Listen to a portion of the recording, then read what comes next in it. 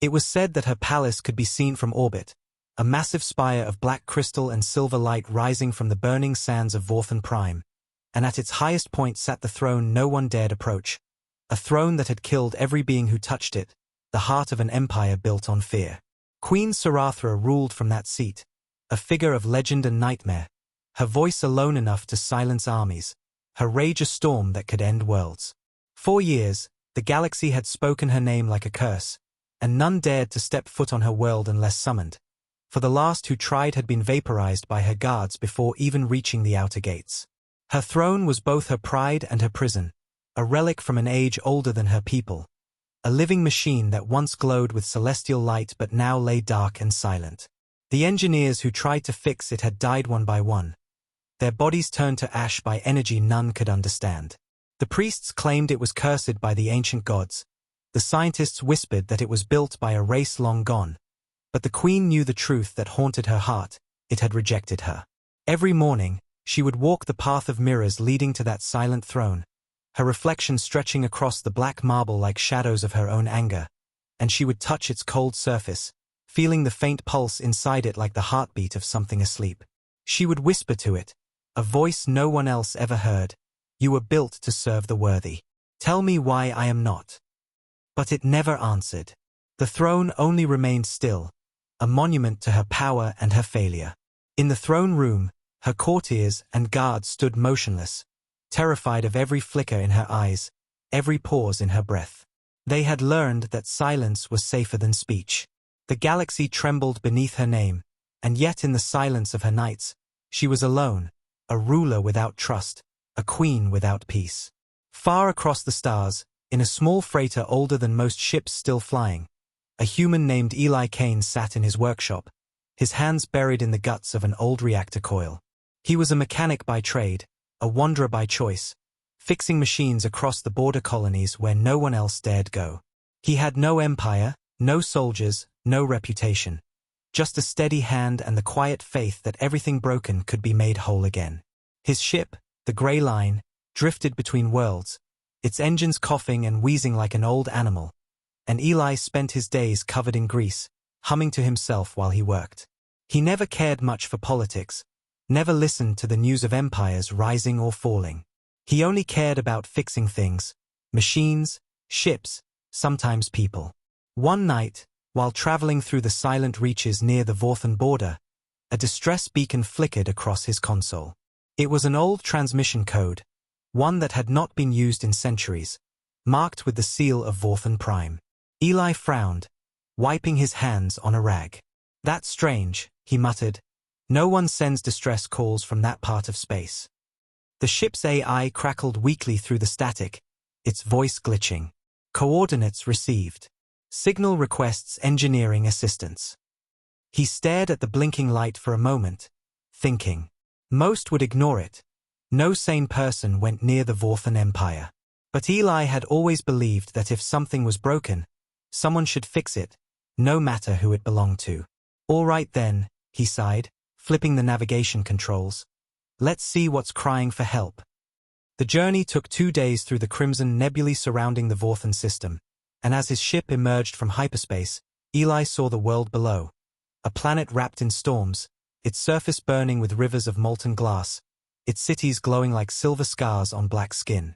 The scanners screamed with interference, warning him not to approach, but he ignored them. He guided the Grey Line down through the atmosphere, the hull shaking from the pressure. When he landed on the docking platform, the silence was immediate and absolute. No one greeted him. No docking crews, no officers, just wind and the faint echo of distant thunder. He stepped out of his ship, his boots crunching against the glass-like stone, the air thick with static. Then, without warning, shadows moved from the corners of the platform. Guards in black armor, tall and insectoid, their weapons glowing faintly. Their eyes watched him like predators studying prey. One stepped forward, its voice metallic and sharp. "Human, you were summoned." Eli looked around, confused. "Summoned?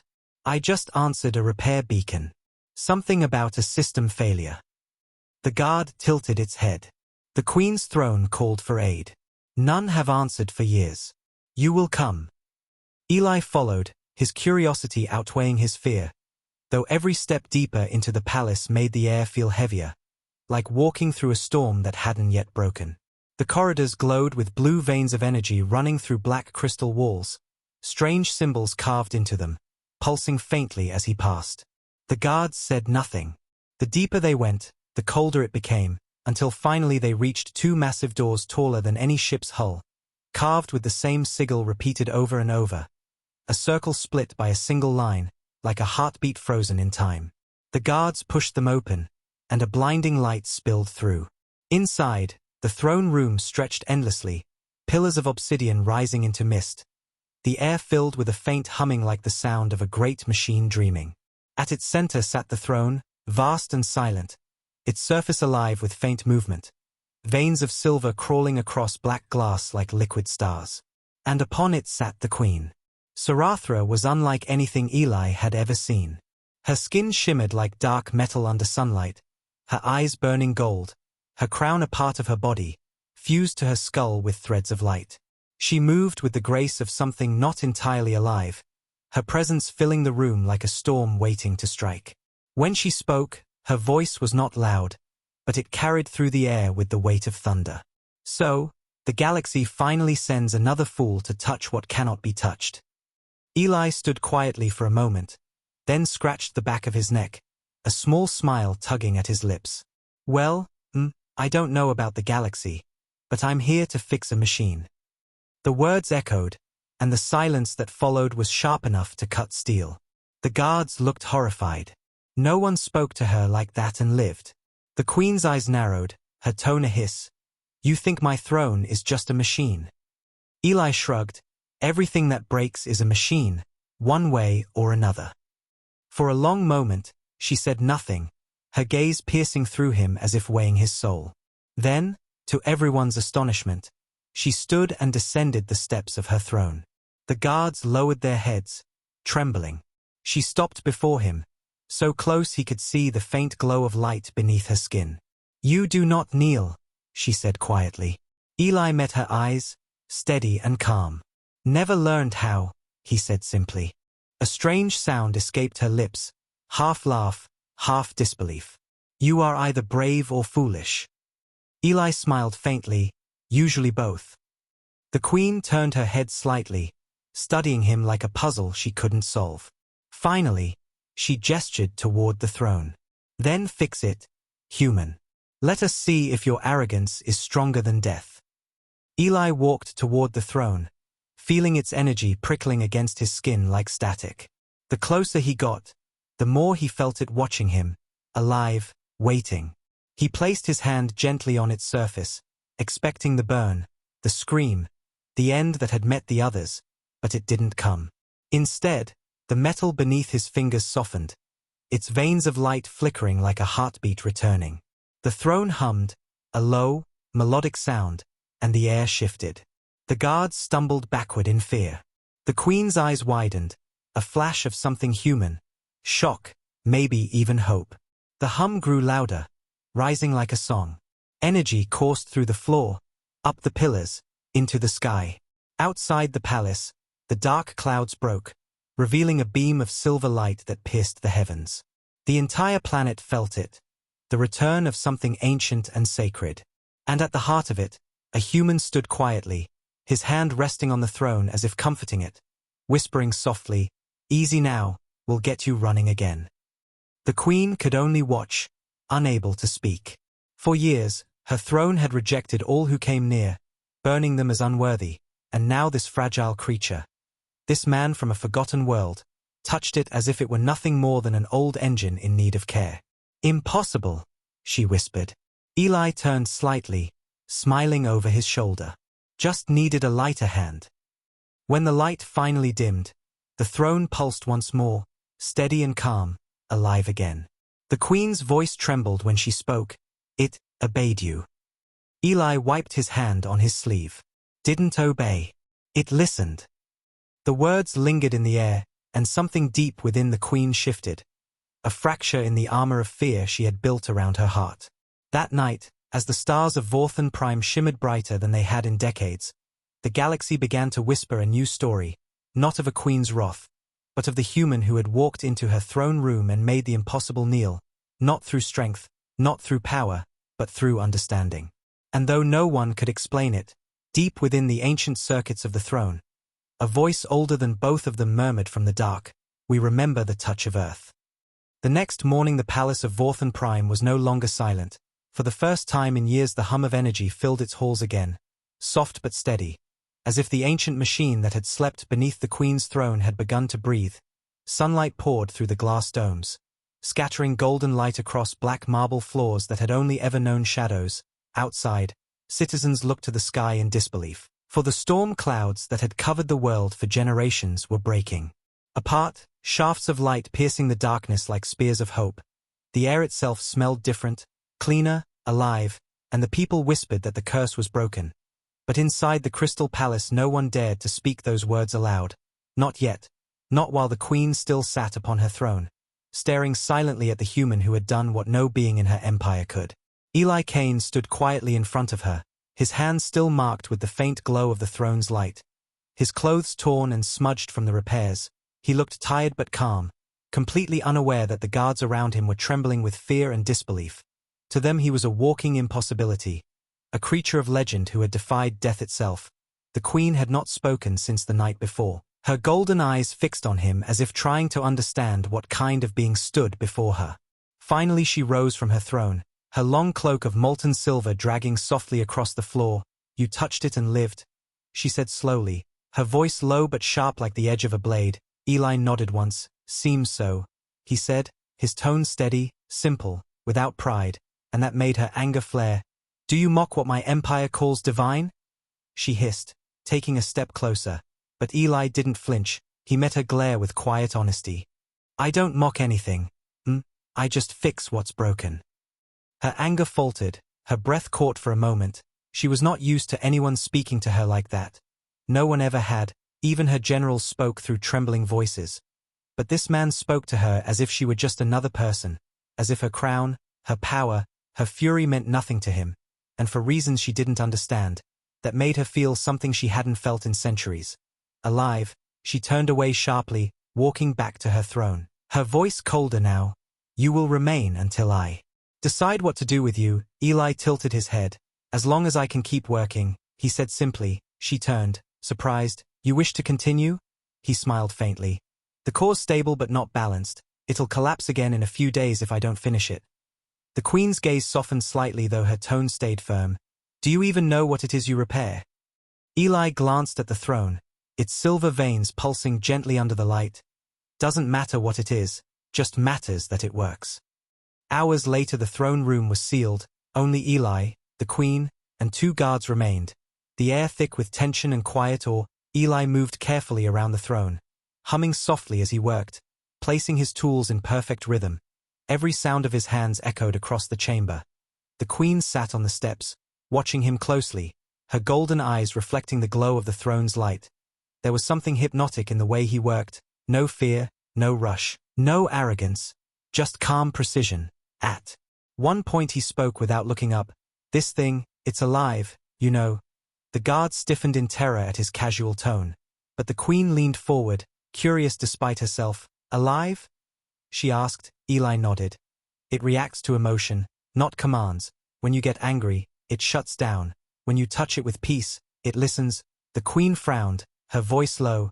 "It listens to me no longer." Eli looked at her then, and for a moment their eyes met. "Maybe because it doesn't believe you're listening either." The room fell silent, even the throne seemed to pause, its glow dimming as if holding its breath. The guards glanced at each other in horror, certain that those words would be the last the human ever spoke. But the queen did not strike, she only stared at him, her expression unreadable. Inside her chest something she had buried long ago began to stir, something she had silenced beneath centuries of rule and fury, the weight of every decision, every execution, every act of pride pressed against her heart like chains, and for the first time, she wondered if she had become the very thing she once swore to destroy. "You think I do not listen," she said quietly. "Tell me, human, what do you hear in me that you think I've lost?" Eli hesitated, searching for words, then answered softly. I hear someone who wants to be understood but forgot how to speak the language of mercy. The queen stood slowly, her hands trembling though she hid it behind her cloak. His words cut deeper than any weapon could. Because somewhere deep inside she knew they were true. She turned away from him, her voice lower now, almost fragile. You know nothing of me, she said. Nothing of what I have lost. Eli nodded gently. Maybe not, but I know loss, and it sounds the same no matter the world. She said nothing. And for a long moment there was only the hum of the throne and the faint sound of tools in motion. The queen closed her eyes, and in the darkness behind her lids came memories she hadn't allowed herself to see for centuries. The day her mother died defending the throne. The day her people turned to her for strength. The first time she sat upon that cold machine and felt its mind reject hers, calling her unworthy. When she opened her eyes again, Eli was standing near the throne's base, holding a small fragment of black crystal glowing faintly blue. This piece, he said quietly, it's connected to the throne's core, but it's not responding because it's scared. The queen blinked, confused, scared. A machine cannot feel fear, Eli smiled faintly. Maybe not fear like you and me, but something close. It remembers pain. He placed the crystal in her hand, the warmth of it pulsing against her palm. It needs to hear from you. She looked down at it, her reflection glimmering on its surface. For a moment she said nothing, then she whispered something in her native tongue, a word that hadn't passed her lips since she was a child, and as she spoke it, the crystal glowed brighter, humming in tune with her voice. Eli nodded. See? It just needed to remember your real voice, not your crowns. Later that night the queen stood alone in her private garden, the only place in the palace untouched by metal, where the trees grew from silver soil and leaves shimmered with faint bioluminescence. She stood beneath the tallest tree, holding the crystal in her hand, and whispered to herself, my real voice. The words tasted strange, like something long forgotten. She thought of the humans sleeping in the engineer's quarters, the one who spoke to her without fear, who treated her curse like a simple broken device, and she felt something inside her shift, something both terrifying and new. She remembered how his hands moved with care, how he spoke to machines as if they were alive, how his voice carried no arrogance, only quiet certainty.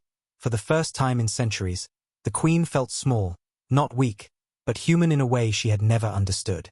Meanwhile, Eli sat in the dim quarters they had given him, staring out the window at the twin moons of Vorth and Prime, his hands still stained with the throne's strange silver dust.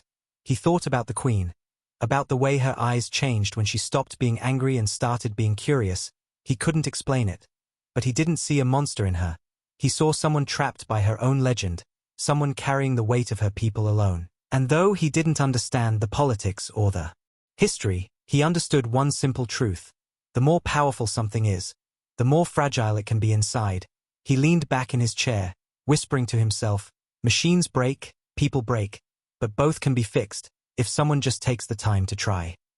As the night deepened, the palace hummed with new energy, the throne's light flickering like a heartbeat returning to life, and far beyond Vorth and Prime, in the deep dark of space, ancient satellites long thought dead began to activate, transmitting faint signals toward forgotten human channels. The galaxy stirred, though it did not yet know why. The return of a mechanic had begun to heal more than a throne. It had begun to heal a queen's soul, and through her, perhaps the galaxy itself. By the next sunrise the sky above Vorth and Prime shimmered like glass, clouds swirling in colors the planet had not seen in centuries. The storms were gone, the radiation fields fading, and the air itself seemed to breathe again. Yet inside the palace walls the queen sat alone before her throne, staring at the soft light that pulsed from within it, each rhythm slow and steady like the beat of a sleeping heart. For the first time she could feel warmth radiating from it. Not anger, not rejection, but something close to trust. Still she did not understand why the machine that had killed 12 of her best engineers now obeyed a simple human mechanic. Her thoughts twisted in silence until she whispered to herself, why him? What does he carry that I do not? Her words fell into the hum of the throne and vanished like smoke. Eli arrived moments later, his steps calm as always, carrying a datapad full of schematics drawn by his own hand. The guards outside still watched him with a mixture of fear and awe, moving aside without a word. He stopped a few paces from the throne and gave a small nod. Morning, Your Majesty. I checked the core logs. It's stabilizing but not complete yet. The queen looked up, her voice quieter than he expected. You say that as if you understand this relic's heart. Eli smiled faintly. I don't, not really, but it understands me. She tilted her head slightly, intrigued. And how does a machine understand a man? He shrugged. By listening, I suppose, the same way people do. The queen's lips tightened as if she wanted to argue, but she said nothing, her gaze returning to the shifting veins of light that ran through the throne like flowing silver blood. As Eli worked, he noticed small details no one else would. Hairline fractures in the throne's crystalline shell, traces of burns that looked almost like scars. He spoke without lifting his head.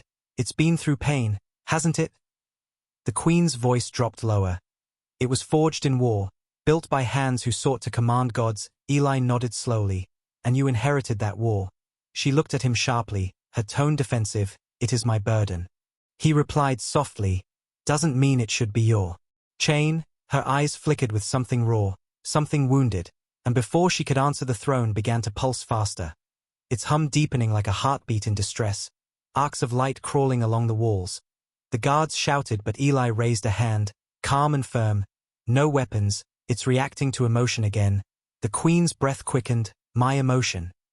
Eli glanced up at her. You said it was forged in war. Maybe it still feels your battles. She turned her face away, ashamed. Then it feels only rage. He stepped closer, his voice soft and steady. Maybe that's what it wants to let go of. She looked at him as if he had spoken madness. Machines do not feel human. Eli gave a small smile. Then why do they sing when they're fixed? Before she could respond, he knelt beside the base of the throne, placing his hand against its glowing surface, whispering softly as if to a frightened creature. You're all right. We're not here to hurt you. Just breathe. And slowly the light began to steady. The throne's pulse easing, the hum returning to a quiet song. The queen stared in disbelief, her voice trembling. It listens to you. Eli glanced back. No, it listens to kindness, same as anything else. Those words struck her harder than any weapon could. Kindness. A word she had not spoken or heard in decades.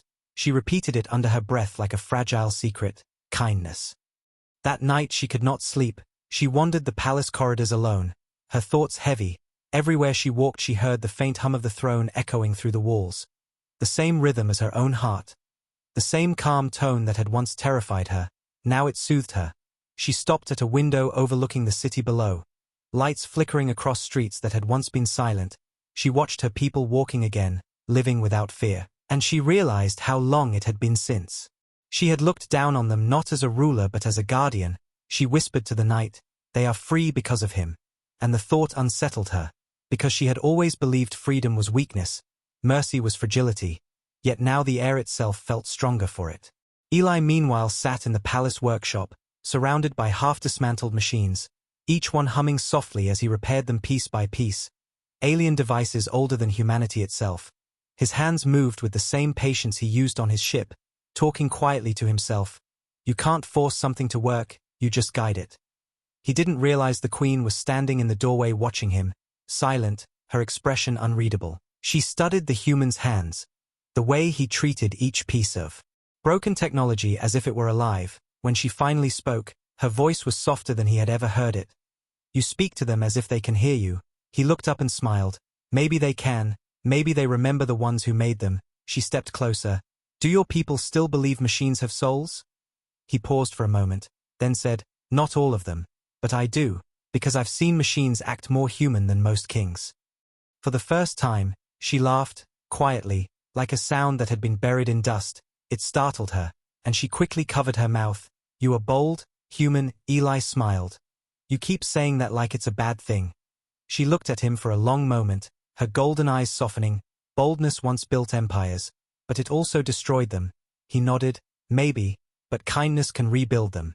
And with that he turned back to his work, leaving her staring at him, feeling something she couldn't name. A warmth behind the ribs that had always held only fire. The following day, the palace received a transmission from the Outer Rim, a message carried on encrypted channels. To the Queen of Vorthan Prime, it said, the Galactic Council requests confirmation. Has your throne truly awakened? The courtiers brought the message trembling, expecting fury, but Serathra only read it once and dismissed them with a wave. Later she showed it to Eli. They know, she said quietly. The council fears the power of the throne. They will come to test me. Eli looked at her calmly, then show them something they've never seen. She frowned. And what is that? He replied simply, mercy. Her eyes flickered with both confusion and wonder. Mercy is not power, he smiled faintly. Then maybe that's why it's stronger. That night, as the twin moons rose again, she sat on the steps below her throne while Eli checked the last circuits. The air glowed with faint blue light. Her voice broke the silence. Human, tell me, do your people fear their rulers? Eli thought for a moment before answering, sometimes, but the good ones don't make them. She turned toward him. And what makes a good ruler? His reply came quiet and certain. Someone who listens more than they command. She stared at the floor, her fingers tracing the cracks in the stone. I have ruled through fear because I was told fear keeps order. Eli looked up, meeting her eyes. Fear keeps silence, not order. She looked away quickly, as if afraid he might see the tears forming in her golden eyes, and whispered to herself, then I have ruled over silence. Outside the palace the people began lighting lanterns again, small spheres of glowing gas that floated into the night sky, each carrying a wish, a tradition long forgotten under her reign.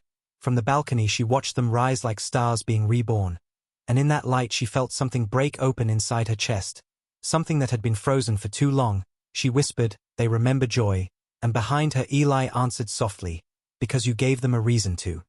She turned to him, emotion thick in her voice. I gave them nothing, he smiled gently. You let them live, that's something.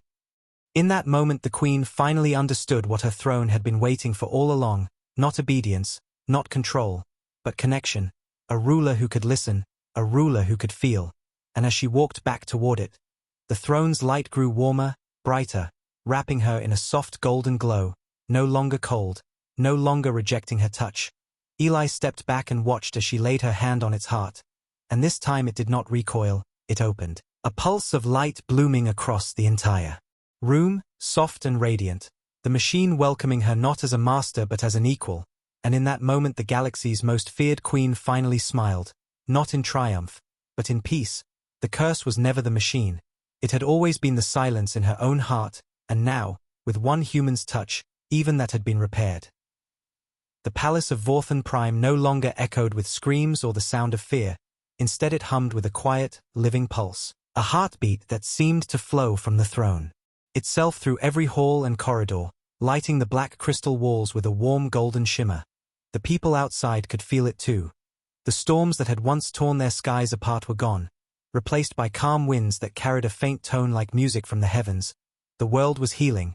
Yet in the queen's heart a storm still raged, not of anger but of something she had never learned to name. She stood alone before the great mirror of the throne room, watching her reflection, wondering if she even recognized the being looking back. The face was hers. The crown still rested upon her head. But the eyes, they looked softer, uncertain, almost human. She had been awake since before dawn, unable to rest. Her dreams had been filled with strange images. Hands made of light building the throne, voices speaking in a language she somehow understood, words about balance, peace, and something called the covenant of creation. When she woke, her heart still ached with the echo of those words, as if they were meant for her, and though she tried to push them aside, she couldn't. She kept hearing Eli's voice instead, simple and steady. Fear keeps silence, not order. It haunted her more than any ghost, because for the first time she realized how much silence she had built around herself, not just within her palace, but within her soul. Eli arrived soon after, his usual calm presence like a quiet fire in the cold. He carried a data crystal and a small toolkit, as always covered in dust and metal stains. He smiled slightly when he saw her standing there. Didn't sleep again? He asked softly. She didn't look at him, only replied, sleep is for those without memories. He set the tools down and walked closer. Then maybe it's time to make better ones. Her eyes flicked to him, her expression unreadable. You speak like someone who has never lost. He shook his head. No, I just stopped letting loss define me. She said nothing, but her hands clenched slightly at her sides. The throne behind them pulsed once, faintly, as if reacting to their voices. Eli noticed and smiled faintly. See, even it agrees. She turned sharply. Do not mock sacred things. But her voice carried no venom, only weariness. He raised his hands in peace. Not mocking. just saying that maybe even sacred things can learn. Later that day the queen called for the council of her generals, a circle of towering figures armored in dark metal. They entered the chamber expecting orders of war, but instead she dismissed the guards and spoke softly. The throne has awakened. The generals gasped, some bowed, some trembled, one dared to ask, "Then the curse is broken, my queen? The gods have forgiven us?" She looked at them, her voice quiet but heavy. "No, not forgiven," reminded. Her words confused them, and before they could question further she said, "The throne was never a weapon. It was never meant to make us feared, it was meant to make us worthy." The hall fell silent. No one knew how to respond. These were not the words of the queen they had followed for decades, and yet something in her tone made them lower their heads in respect, not out of fear but something close to awe. Outside, rumors spread faster than fire, stories of the throne's awakening, of the human who touched it, of the queen's new calm. Some called it a miracle, others called it blasphemy, and far across the stars the Galactic Council heard of it too, and they did not see miracle or mercy. They saw danger. The council chambers buzzed with panic, alien envoys shouting over each other, demanding action. "If the Queen of Vorthan aligns with humans, her empire will rise again." One shouted, another hissed, "We should have destroyed the humans when we had the chance." And amidst the noise one voice spoke cold and sharp, the Archon of the council. "Send her a warning, she will choose her loyalty, or her ruin." That warning came days later, a message sent through encrypted frequency, its words cutting and cruel.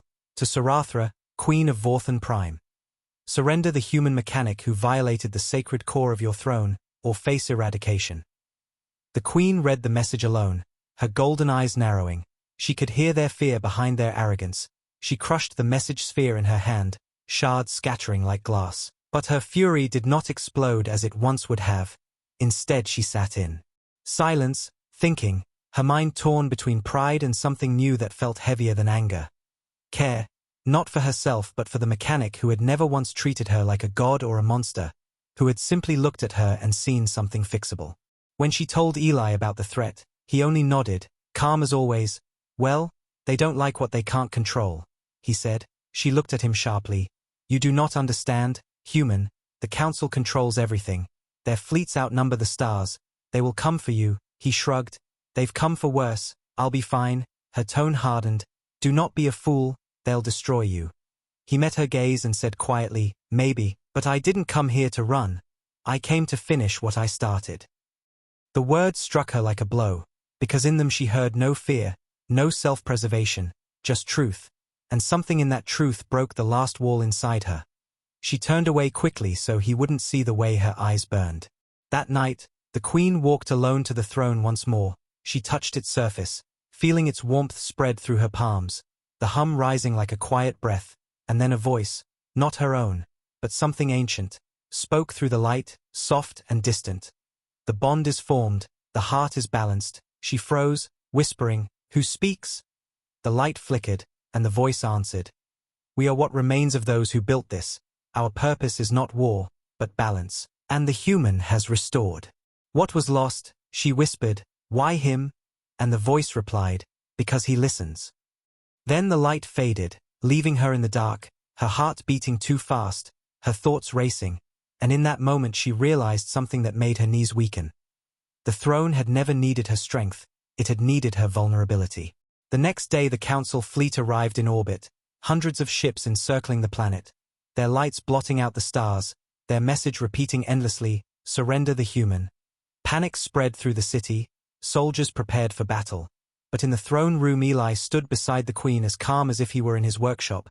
She looked at him, her voice trembling for the first time. "I could hand you over and end this," he smiled gently. "You could, but you won't," she frowned. "You think you know me?" He nodded. "I fixed your throne, not your heart. You did that yourself." She stared at him in silence, something warm and painful rising in her chest, and for the first time in her long life, the Queen of Vorthan felt something she had believed impossible. Fear, not of losing power, but of losing someone she did not yet understand. Outside, the sky glowed red with the approach of battle. The council ships locked their weapons. An alarm screamed through the city. The queen rose from her throne, her armor gleaming in the light of the storm. She looked at Eli and said softly, "Stay behind me." He shook his head, Not a chance. I'm not done fixing things yet. She almost smiled. You are mad, he answered quietly, and you're worth the madness. As the first beams of light cut through the atmosphere, the queen placed her hand on the throne and whispered the word she had learned from her dream, the word of the covenant. The throne responded instantly, its light spreading like a sunrise through the palace, and the energy reached Eli too, linking them in a surge of power that shook the ground. Outside, the people watched in awe as a golden wave burst from the palace, surrounding the planet in a shield of pure light. Every weapon fired by the council fleet evaporated before reaching the surface, and when the storm ended, the fleet hung powerless in the sky, their systems dead, their engines silent, no destruction, no death, just stillness, mercy made visible. The queen fell to her knees, exhausted, the glow fading from her hands. Eli caught her before she hit the ground, his voice soft. You did it? She looked up at him weakly. We did it, he smiled. Guess mercy's stronger than fear after all. She tried to speak but her voice broke, so instead she just leaned against him, the ruler of 1,000 worlds and the mechanic of a single ship, both quiet as the light of the throne dimmed around them. And in that silence something new was born. Not victory, not defeat, but peace, fragile and beautiful, glowing softly in the heart of a galaxy that had long forgotten what it felt like. The galaxy stood still that night, the council fleets drifting powerless above Vorthan Prime like broken stars, their engines silenced by the same light that had saved the Queen's world. Across the black sea of space, empires watched in disbelief. No one understood what had happened. How a weaponless human and a feared monarch had done what armies could not. Yet the proof was written in the sky, a golden ring of light encircling the planet like a crown, shimmering softly against the void, and at the center of it all stood a throne reborn, no longer a relic of war but a living heart of peace, its glow pulsing gently through the halls of the crystal palace where the queen sat in silence, her armor cracked, her crown dimmed, but her eyes, alive. For the first time in centuries she felt the weight of power not as a burden, but as a promise kept. Eli sat across from her, his hands still marked by the throne's light. He looked exhausted but calm, a faint smile tugging at the corners of his mouth. Told you she just needed a little tuning, he said softly, his voice breaking the heavy stillness of the room. The queen looked up at him, her tone sharp but her eyes soft. You speak of a divine relic as if it were a toy. He chuckled quietly. Everything's a machine if you know how to listen. Her lips curved into the faintest smile. And what does it tell you now? He paused, glancing at the throne. It says it's tired but proud. She tilted her head. Proud? He nodded. Of you. Those words struck her harder than any wound could have, because no one had ever said that to her. Not her generals, not her court, not her gods, and for a long moment she couldn't speak, her throat tightening with an ache she didn't know how to hide. Outside the palace, the people filled the streets, chanting her name not in fear but in gratitude, their lanterns glowing brighter than ever. Songs rose into the air, voices trembling with joy. The light from the throne spread across the city like dawn, bringing warmth to the coldest corners. For centuries they had lived beneath storms and terror, and now they danced under a calm sky. Children painted symbols of two hands joined together on the walls. The mark of unity between human and alien, a symbol born not from command, but from compassion. And as she watched from the balcony, the queen whispered to herself, "They are not afraid." Her voice carried the disbelief of someone who had forgotten what peace looked like. Eli stood beside her, his gaze fixed on the glowing horizon. "They don't need to be any more," he said quietly. "You gave them that." But even as the city celebrated, far beyond Vorthan Prime, the council burned in shame and fear, their fleets crippled, their authority questioned. The Archon of the council stared at the holographic report, his eyes cold. "The queen defies us and still breathes," he hissed, "and a human walks beside her." The room trembled under his fury. "Send word to every empire, humanity is a contagion, and she is its host." Across the galaxy propaganda spread like a plague, twisted images of Eli's face. Painted as a deceiver, a false prophet who had corrupted the queen's heart. They called him the Whisperer, and though they did not yet strike, the dark clouds of war began to gather again. In the palace, the queen felt that shadow long before the message arrived. She could sense it through the hum of the throne, the unease growing across the stars. One evening as Eli repaired the last of the palace systems, she approached him quietly, her steps softer than usual. "They will not forgive this," she said. He didn't look up, didn't ask for forgiveness. She folded her arms, her golden armor catching the faint light. You should leave, before they come again. He turned toward her, wiping his hands on a cloth. And leave you to clean up the mess alone? That's not how I work, she frowned. You are a fool, he smiled gently. You keep saying that, but somehow you never sound angry when you do.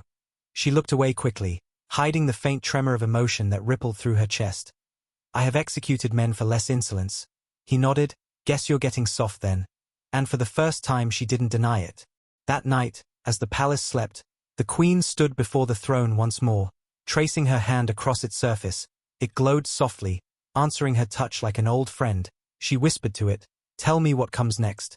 And from the depths of its heart came a voice, neither male nor female, only timeless. The storm returns, but light endures. She frowned. Will I lose him? The voice answered, you cannot lose what changes you, for change is the memory of love. Her breath caught, and before she could speak again, the light faded back to silence. She turned to the shadows behind her and found Eli standing there, leaning against the pillar, his eyes tired but kind. Talking to it again? He asked softly. She nodded. It listens better than most people. He chuckled. I can relate. She studied him for a moment, her gaze lingering on the faint lines of exhaustion around his eyes. You could have left when you saved the world. She said quietly, why are you still here? He shrugged. Because something else still needs fixing. She arched a brow. What could possibly be left to fix? He met her gaze and said softly, you.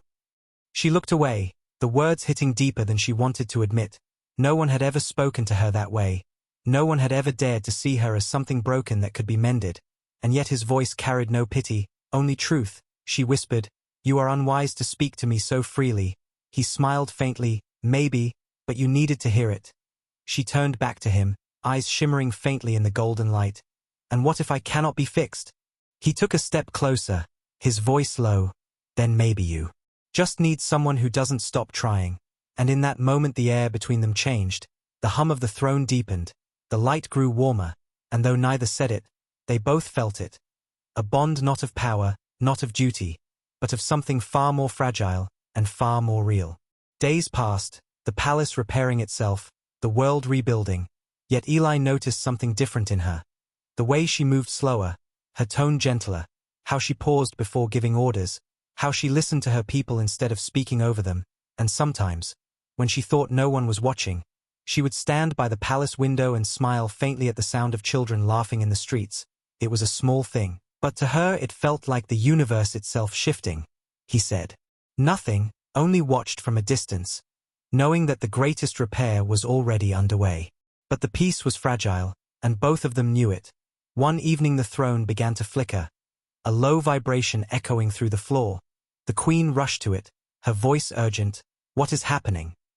Eli scanned the readings, his brow furrowing. It's not breaking, it's sending something. The light flared, projecting a vast hologram into the air, thousands of stars, and within them, dark red signals pulsing like wounds. The council, he whispered, they are rallying fleets across the sectors. The queen's expression hardened, the old fire returning to her eyes. But this time it wasn't wrath, it was resolve. Then we will not wait for them to strike. She said quietly. Eli looked at her, worry in his voice. You're thinking war again. She shook her head. No, I am thinking of protection. Mercy without strength is only an invitation for slaughter. He sighed. And strength without mercy. She looked at him, her voice trembling slightly. That was the old me. That night she stood before the throne one last time before the coming dawn. The palace silent around her. She whispered, if I must fight again, let it be for something worth keeping. The throne answered with a faint hum, its light forming two silhouettes intertwined, one of a queen, one of a human, and together they shone brighter than the stars. She smiled softly, her eyes wet. Then let them come, she whispered. The galaxy will learn what power means when guided by compassion. And somewhere deep in the shadows of the room, Eli watched her in silence, feeling the same or he had felt the first day he saw her. But this time it wasn't fear. It was respect, maybe even love, though neither of them dared to name it, not yet, for the stars were watching, and the story of their bond had only just begun. The storm returned not with sound, but with silence, the kind of silence that made every living thing hold its breath. Above Vorthen Prime the night sky shimmered with faint red light, the reflection of fleets moving through hyperspace, countless ships like shadows crawling across the stars. The Galactic Council was coming, their banners of judgment burning bright against the void, and though their purpose was vengeance, fear guided their hand more than hatred, for no ruler could allow a legend of mercy to outshine their power. Deep inside her palace the queen stood before the throne, her hand resting on its surface, her golden eyes dim with thought. She could feel the tension in the air, the pulse of the machine quickening beneath her touch, and in its rhythm she heard her own heart, steady but uncertain. She whispered, "They are coming." And from behind her Eli's calm voice answered, "Then we do what we've always done, fix what's broken." She turned to him, her armor half assembled, her crown lying discarded on the floor, her voice softer than before. "You do not understand. They will not stop with me. They will burn this world to ashes to erase what we've made." Eli stepped closer, his tone steady but gentle. "Then maybe it's time they learned what you've become." She shook her head, her voice trembling. "I am not a savior, Eli, I am the reason they fear mercy." He smiled faintly. "No, you were the reason they feared it. Now, you're proof it works." She tried to speak but her voice caught, her throat tight with something she could not swallow. "You talk as if you know the end." He met her gaze, eyes soft. "I don't need to know it to believe in it." She looked away quickly, hiding the tears threatening to rise. She had never been taught to cry, never been allowed to feel. Yet his words cracked the armor she had worn all her life, and for a moment she simply stood there, a queen stripped of legend, a woman facing the impossible, and beside her, the one man who never saw her as either god or monster. Outside, the skies darkened again, but not with storms, with ships, hundreds, maybe thousands, descending like falling stars. The Council's flagship broadcasted across every frequency, the Archon's voice echoing through the air, cold and merciless. "Surrender the human named Eli Kane, surrender the heretic throne, and Vorthan Prime shall be spared." The Queen's generals looked to her in silence, waiting for her command.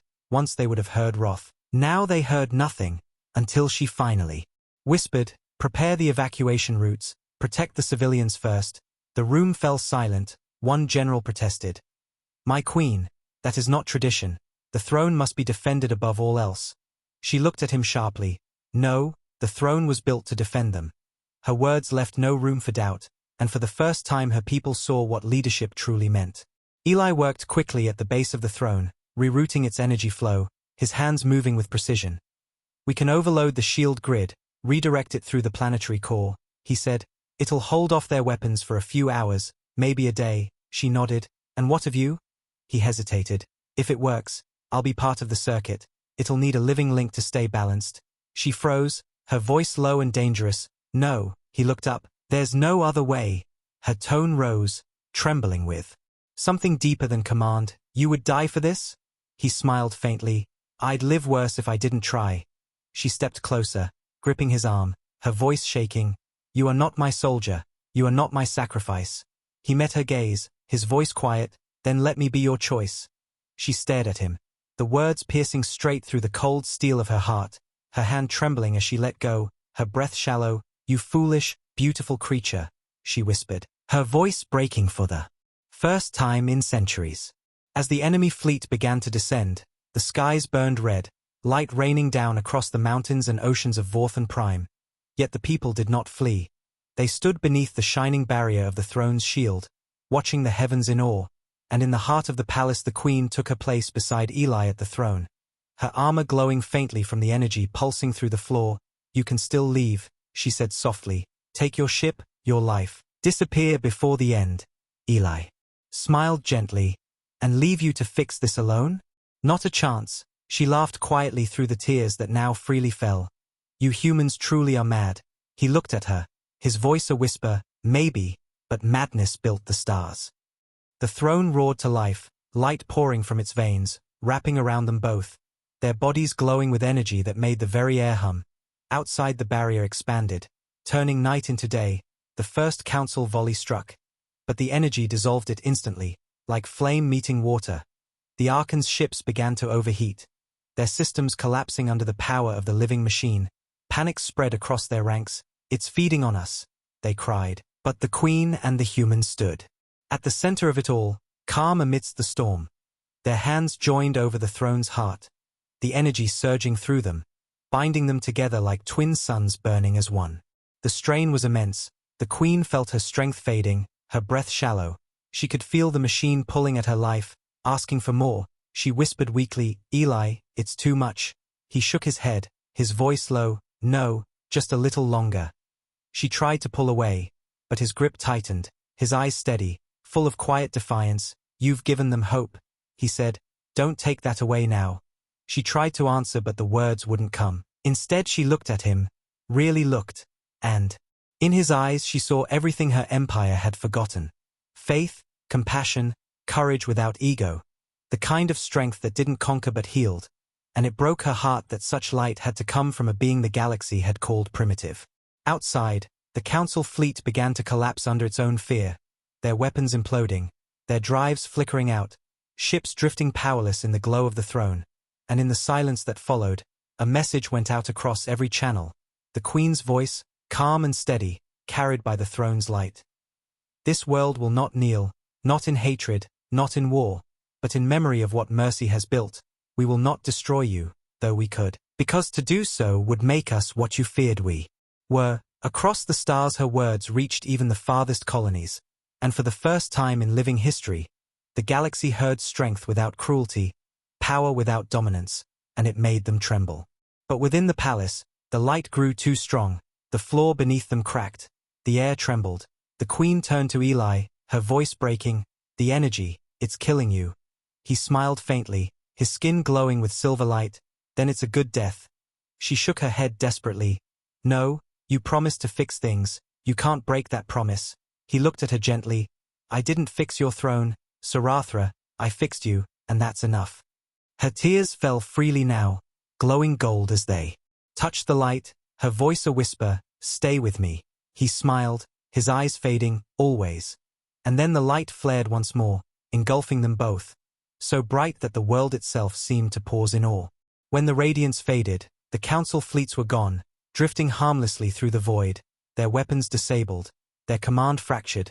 Vorthan Prime stood untouched beneath a new sky, the golden ring now brighter than ever, pulsing with a quiet song that could be heard across space. The people called it the Mechanic's Promise, a melody that told of courage and compassion intertwined. And in the heart of the palace the Queen knelt before the throne, her armor cracked, her eyes filled with tears, whispering to the silent air, "He's gone, but you're still singing." The throne's light pulsed softly in response, warm and alive, and though she heard no words, she felt his presence there, steady and eternal, like a heartbeat in the stars. That night, as the planet slept under the light of peace, the Queen walked alone through the halls, her fingers brushing against the walls that now glowed faintly with golden veins. She reached the balcony where Eli had once stood beside her, looking at the same stars, and whispered, "You kept your promise, human, and so will I." Her voice carried into the sky, merging with the hum of the throne, and far beyond the edges of her world, where light met darkness, the signal of the throne reached other civilizations, whispering the same phrase again and again in every language of the stars. Mercy is not weakness, it is memory, and for the first time, the galaxy listened years past. But the golden light above Vorthan Prime never faded. The people called it the eternal dawn, and when it shimmered at night, they said it was the spirit of the human who tamed the storm and taught their queen how to feel again. The palace became a place of peace instead of fear, its halls filled not with soldiers but with scholars, children, and dreamers from every world who came to study the power that had ended the war without blood. Yet even in peace, the Queen's heart carried a quiet ache that no crown or throne could mend, for though her world had healed, the echo of one voice lingered in her mind. Calm, kind, unshakable, Eli Kane's voice, the mechanic who had given her something far greater than victory. He had given her understanding. Every morning she still walked the path to the throne, though now it glowed softly rather than with blinding fire, its hum gentle like a heartbeat, a song only she could hear, the voice of the living machine that had once been a weapon and was now a memory. Sometimes when she touched its surface, she swore she could feel warmth against her palm, like the ghost of a hand pressing back. She would close her eyes and whisper, "I kept my promise, Eli, the galaxy is changing." And in the faintest flicker of light she would imagine she heard his answer, the same steady tone as before, "Good, then keep fixing it." It made her smile every time, though her eyes always glistened afterward, for in every victory, she still felt his absence like a quiet shadow standing beside her. The council never recovered from that day, their fleets shattered, their pride turned to dust. One by one their member worlds left, joining what became known as the Concord of Light, an alliance founded on compassion instead of control. The Queen was chosen to lead them. Though she refused to be called Majesty anymore, she simply said, "I am only a keeper," and the galaxy accepted it. For in her they saw something more than power, they saw redemption. And under her guidance, old enemies sat together again, treaties were rewritten, slave worlds freed, planets rebuilt, and in every council chamber, in every speech she gave, she ended with the same words. Let us remember the mechanic who reminded us that mercy is stronger than fear. Across 1,000 systems, people repeated those words until they became scripture. One night, years later, when the stars over Vorthan Prime burned brighter than ever, the Queen stood alone on the balcony, her golden cloak fluttering in the cool wind. She looked up at the sky, at the glowing ring that still circled her planet, and whispered, "Do you see it, Eli? They remember you." And in that moment, the throne within the hall pulsed once, bright enough to cast her in its glow.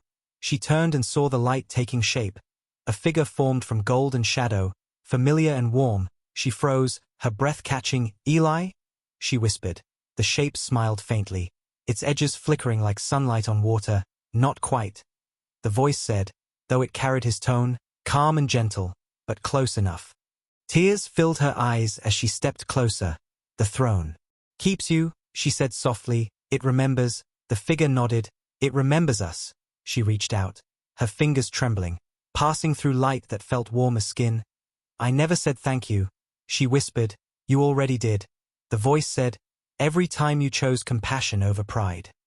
The next day, she summoned her council, leaders from 100 worlds, beings of every color and shape, their faces solemn as she rose from her seat, her voice clear but trembling with emotion.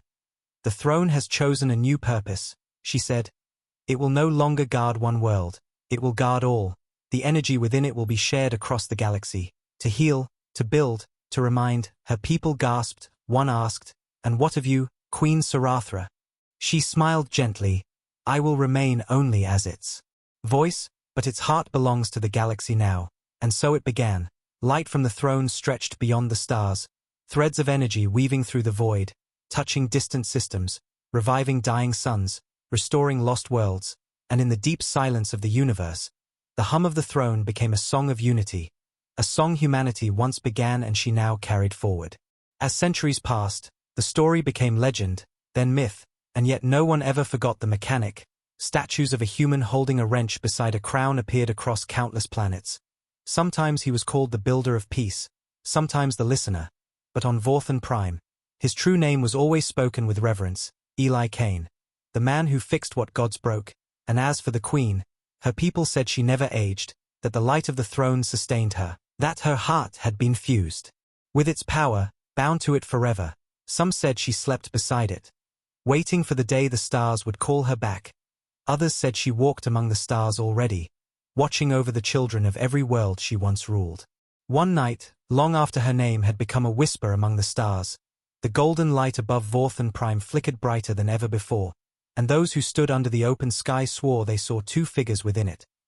A woman with eyes of gold and a man with gentle hands, standing side by side, the mechanic and the Queen, their faces calm, their light merging into one, then fading into the stars, and though no words were heard, the hum that followed carried through the void like a heartbeat. Steady and eternal, saying what words no longer needed to, "We remember." And so the legend of the human mechanic and the alien Queen became more than history. It became the foundation of a new age, one where mercy built empires stronger than fear ever could, one where machines sang and hearts listened, and in the end, the galaxy learned the same truth that began it all, that even the most feared throne can be repaired, and even the coldest ruler can learn to feel again, if someone simply takes the time to listen.